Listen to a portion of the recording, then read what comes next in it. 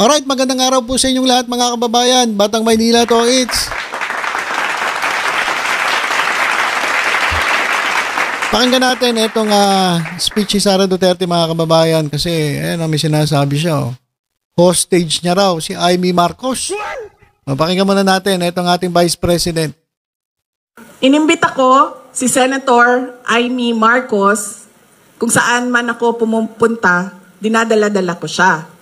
Kasi sinasabi ko sa kanya, hindi ako ang magbabalik kay dating Pangulong Duterte sa Pilipinas. Dahil ang kapatid mo ang nagpadala sa kanya sa Hague, ikaw ang magbabalik sa kanya sa Pilipinas.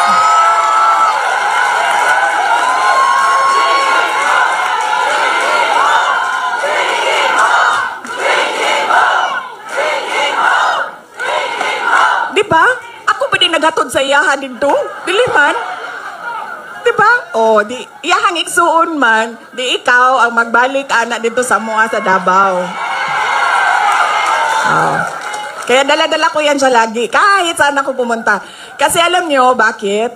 Kahit saan din ako pumunta, lahat ng Pilipino nagsasabi, iuwi mo sa akin. Sinasabihan ako, kahit nung bata sa kampanya namin sa Manila, maliit na bata na pagbaba ko sa stage, mukha siyang mga 8-9 years old. Sabi niya sa akin, ibalik mo si Tatay Digong. Ha? Bakit ako? Ikaw! Diba? Kaya dala-dala ko yan siya. Kahit saan. Para siyang naka-hostage. Bibitawan ko lang yan siya kapag si dating Pangulong Duterte ay nabalik na sa Davao City. Okay, so yan mga kababayan. Ito raw si Amy Marcos ay para niya daw hostage. O hostage, kapag hostage ka, hindi ka makakilos. Diba? Hindi ka makakilos ang gusto mo. Kung ano lang ang iutos, kung ano lang ipagawa sa'yo ng nag-hostage sa'yo, yun lang ang gagawin mo. Kasi pag gumawa ka ng ibang bagay, baka magurgur ka. Diba? Baka masaktan ka, maparusahan ka. So, ibig sabihin ng hostage ka, sunod-sunuran ka. Kung ano lang ang gustong ipagawa nung ng hostage, ayun yung gagawin nung hostage. Ibig sabihin, sunod-sunuran na. Kailan lang daw siya bibitawan? Kailan siya palalayain? Etong si Amy Marcos, kapag naibalik na etong si Digong Duterte dito sa Pilipinas. Bakit si Amy? Kasi nga daw, kapatid ni Amy Marcos ang nagpadala dito kay Digong, dyan po sa ICC, dyan po sa The Netherlands, dyan po sa The Hague. Gusto ko lang sanang sabihin sa inyo, Madam Vice President, kaya po nandoon si Digong Duterte, nakakulong po sa ICC dahil po, siya po ay may nagawang kasalanan. Siya po ay under investigation, under trial, dahil po sa crime against humanity. Noong panahon na siya ay presidente, marami po silang naipagurgur. Pinatupad nila itong di umano'y war on drugs na kung saan marami pong nangyaring EJK dahil po doon sa kanilang programang tukhang na pinangunahan ni Bato de la Rosa at ng ilang pang PNP chief at ilang mga pulis. Marami po ang naging biktima, sabi nila, ng laban, pero ang totoo ay ginurgur po nila ng walang kalaban-laban. Yan ang dahilan kaya nandyan si Digong sa The Netherlands, dyan po sa The Hague, Madam Vice President. Hindi po dahil kay Pangulong Bongbong Marcos. Ano naman ang kinalaman ng presidente dyan sa kasalanan niya na crime against humanity? Di ba? Kung wala namang kasalanan, kahit sino pa magbitbit dyan, hindi mabibitbit yan doon. Meron po kasing nagawa. Meron po siyang nakomit na malaking pagkakasala. Ang dami po nagurgur. Hindi lang po isa, dalawa, tatlo, kundi libo-libo na ating mga kababayan, bata, kabataan, na inosente. Ang kanilang ginurgur. So paanong nangyari na isinisisi dito kay Pangulong Bongbong Marcos? At isa pa, Meron bang kapangyarihan yan si Amy Marcos para ibalik itong si dati Pangulong Rodrigo Duterte dito sa Pilipinas? Utusan nyo nga lang yan eh. Diba? Meron ba siyang powers? Meron siguro kung ano siya, kung Wonder Woman. Pupunta siya ron. Kalabanan niya yung mga prison na guard doon at palayain si Digong Duterte at ilipad o pabalik ng Pilipinas. Pero ngayon, ano bang kapangyarihan ni Amy Marcos? Unang-una, hindi nga mananalo yan kung hindi pa bumalimbing eh. Diba? Kung hindi niya tinraidor ang kanyang pamilya, malamang hindi siya nanalo. So, itong sinasabi ni Sara Duterte, ewan ko, nabuwang na ata ito. Wala na rin sa hulog talaga itong si Sara Duterte, itong ating Vice Presidente. At ito naman si Amy Marcos, hostage. Pag sinabi ng hostage, wala. Hindi ka makakilos ng gusto mo.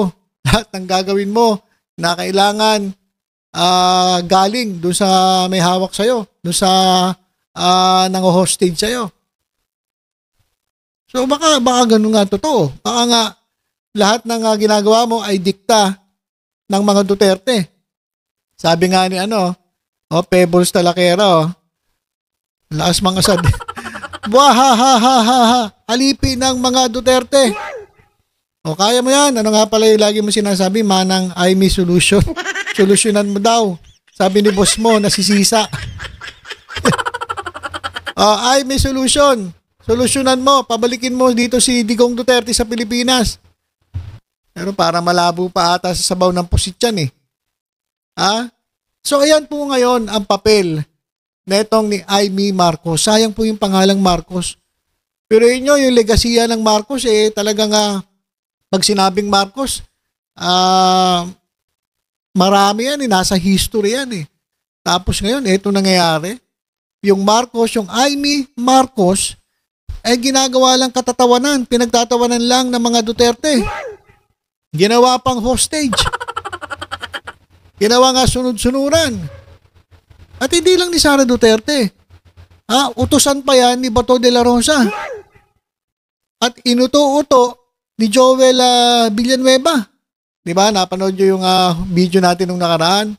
Pinakita ko sa inyo na sinabihan siya, para tumigil yan si Hontiveros. Point of order. Eto na mga isa na hindi rin nag-iisip o walang talagang alam. Pumunta ba naman sa harap eh. Hindi niya alam kung ano yung pino-point of order niya. Punta siya ron Kaya nakataas yung kamay niya. Sabi ni Villanueva, sabihin mo magsalita ka na. Pwede ka magsalita, sabihin mo point of order. Di nagsalita siya, point of order. Sinuspend ni Chis Escudero. Kung tinanong siya ni Chis, ano ang dahilan mo? Ano yung point of order? Baka sinabi ni Amy Marcos, wala, hindi ko rin alam Inutusan lang ako nito mga kasamahan ko. So yan po ngayon si Amy Marcos. Isa pong alipin. May nabasa nga akong comment Ito. Uto-uto, sayang ang talino mo, Senator Baba Amy. Naniniwala ba kayo na matalino si Amy Marcos? Kasi sayang daw yung talino. Hindi po matalino yan. Kasi kung matalino yan, hindi po yan kakampi sa hanay ng mga Duterte. Ano po tawag dyan? Wais po, mga kababayan, wais. Hindi po matalino. Iba po ang matalino, iba po ang wais. So, ayan, ginawa siyang katulong ni Sara. Dakilang alalay ni Sara. Ayan, wala nang kahihiyan si Babalina kahit lantaran siyang ipinapahiya ni Fiona. Nakakaya din naman itong si Amy, naturingang Marcos, tapos ganyan ipinakikita niya sa tao. Mahal niya ang mga magna sa lipunan. Magkano kaya porsyento niya? Abay, malaki. Malaki po syempre. Kaya pala todo pagkaalipin, siguro may anomalya yan sila. May mga kanya-kanyang lihim na takot mabunyag kaya damay-damay kung magkabukingan. Naisipan katuloy ng ating kababayan. Baka meron nga kayong tinatago dyan kaya hindi ka makakalas sa mga Duterte. Naging aliping sa gigilid.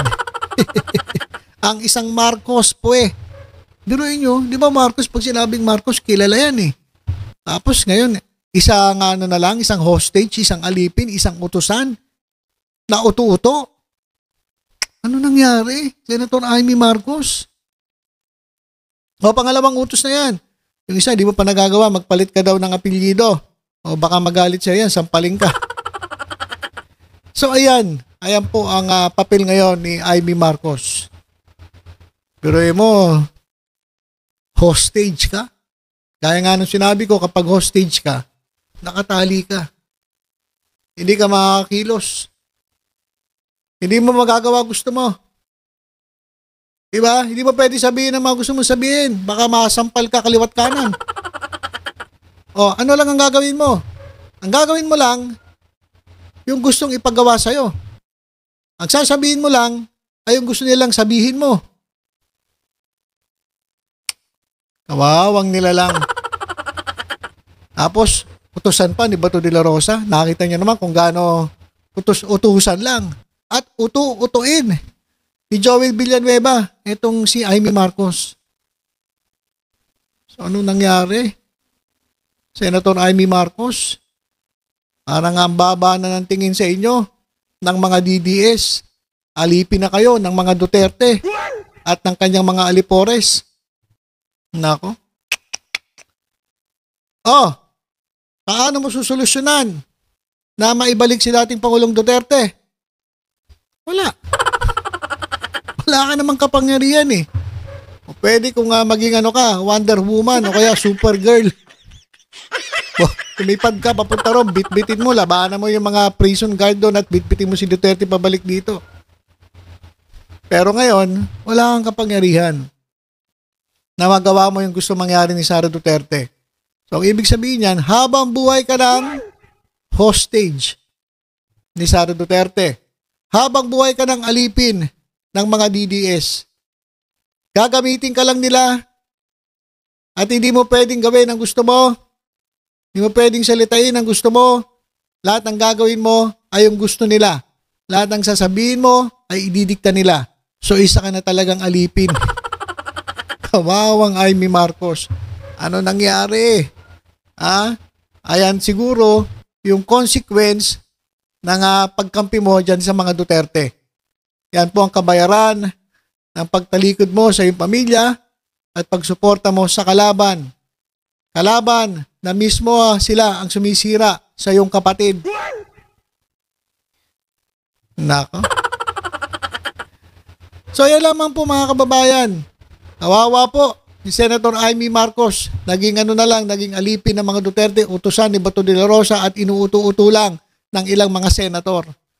Nako naman, Senator Amy Marcos. Kawawa naman po kayo. Okay, so ilang po. Tutok-tutok lang po dito sa Batang Maynila. At sa iba pang updates, ingat po tayong lahat. God bless po.